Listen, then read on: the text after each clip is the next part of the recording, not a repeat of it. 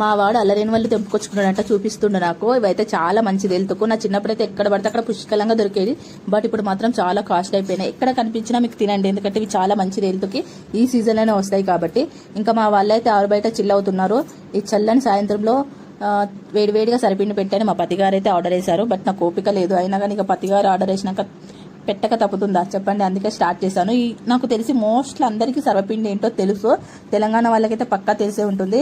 ఎలా పెడతారో ప్రాసెస్ కూడా అందరికీ తెలుసు. బట్ నేను ఏదో చిన్న నాకు వచ్చిన పద్ధతిలో పెడుతూ మీకు చెప్దాం అనుకుంటున్నా. తెలియని వాళ్ళకు కూడా హెల్ప్ అవుతుందని చెప్పి చెప్తున్నాను.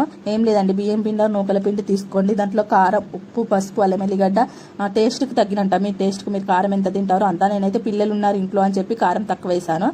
మీరు మీ టేస్ట్కి తగ్గట్టు వేసుకోండి.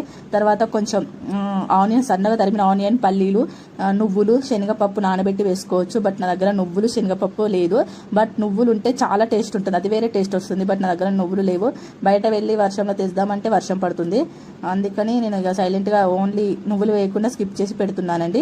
ఏం లేదండి, కొంచెం పిండి తీసుకొని ఫస్ట్ ఒక కడాయికి చేతులతో ఇట్లా వేళ్ళతోనే స్ప్రెడ్ చేయాలి. మొత్తం స్ప్రెడ్ అయితే ఆటోమేటిక్గా అది మొత్తం గిన్నె మొత్తం స్ప్రెడ్ అయిపోతుంది. చాలా అంటే చాలా ఈజీ ప్రాసెస్.